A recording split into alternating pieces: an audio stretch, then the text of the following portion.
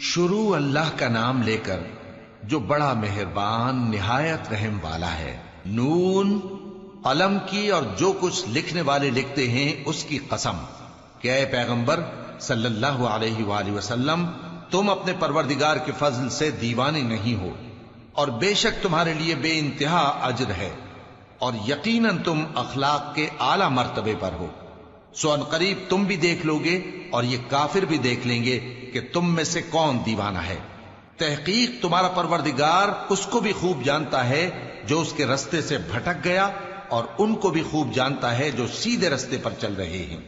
तो तुम झुटलाने वालों का कहा न मानना। ये लोग चाहते हैं कि तुम नरमी इख्तियार करो तो ये भी नर्म हो जाएं, और किसी ऐसे शख्स के कहे में ना आ जाना जो बहुत कस्में खाने वाला है, जलील है, शरारत से इशारे करने वाला, लगाई बुझाई करने वाला, माल देने में बड़ा बखील, हद से बढ़ा हुआ बदकार, सख्त खू और इसके अलावा बदजात है। इस सबब से कि माल और बेटे रखता है, जब उसको हमारी आयतें पढ़कर सुनाई जाती हैं तो कहता है कि ये अगले लोगों के अफसाने हैं, हम अनकरीब इसकी ऊंची नाक पर दाग लगाएंगे। हमने इन लोगों की उसी तरह आजमाइश की है जिस तरह बाग वालों की आजमाइश की थी, जब उन्होंने कस्में खा खा कर कहा कि सुबह होते होते हम उसका मेवा तोड़ लेंगे और इंशाअल्लाह न कहा। सो वो अभी सो ही रहे थे कि तुम्हारे परवरदिगार की तरफ से रातों रात उस पर एक आफत फिर गई, तो वो ऐसा हो गया जैसे कटी हुई खेती। फिर जब सुबह हुई तो वो लोग एक दूसरे को पुकारने लगे कि अगर तुमको काटना है तो अपनी खेती पर सवेरे ही जा पहुंचो।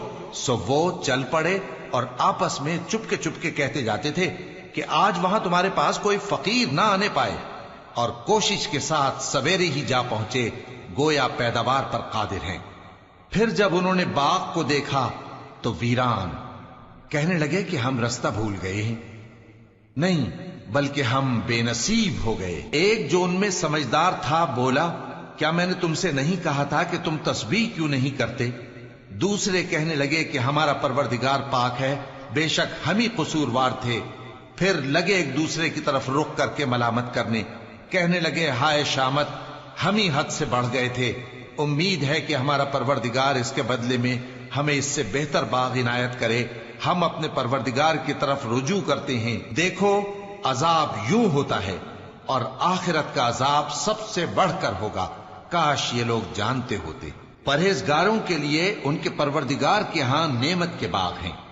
क्या हम फर्माबरदारों को नाफरमानों की तरह नेमतों से महरूम कर देंगे?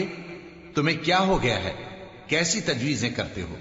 क्या तुम्हारे पास कोई किताब है जिसमें यह बात पढ़ते हो कि जो चीज तुम पसंद करोगे वो तुमको जरूर मिलेगी? या तुमने हमसे कस्में ले रखी हैं जो क़यामत के दिन तक चली जाएंगी कि जो कुछ तुम तय कर लोगे वो तुम्हारा होगा?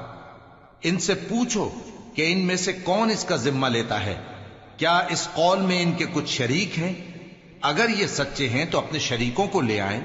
जिस दिन पिंडली से कपड़ा उठा दिया जाएगा और कुफ्फार सजदे के लिए बुलाए जाएंगे, फिर वो सजदा न कर सकेंगे।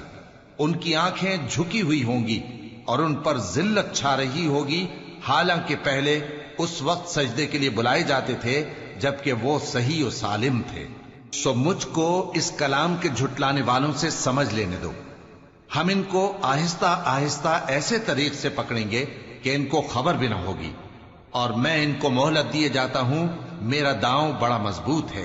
ए नबी, क्या तुम इनसे कुछ मुआवजा मांगते हो कि इन पर तावान का बोझ पड़ रहा है, या इनके पास गैब की खबर है कि उसे लिखते जाते हैं? सो अपने परवरदिगार के फैसले का इंतजार किए रहो, और मछली का लुकमा होने वाले यूनुस की तरह न होना कि उन्होंने अपने रब को पुकारा जबकि वो दिल ही दिल में घुट रहे थे।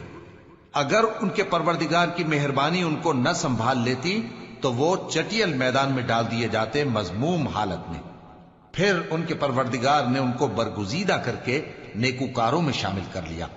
और काफिर जब ये नसीहत की किताब सुनते हैं तो यूं लगते हैं कि तुमको अपनी निगाहों से फिसला देंगे, और कहते हैं कि ये तो दीवाना है। और लोगों, ये कुरान तमाम जहानों के लिए नसीहत है।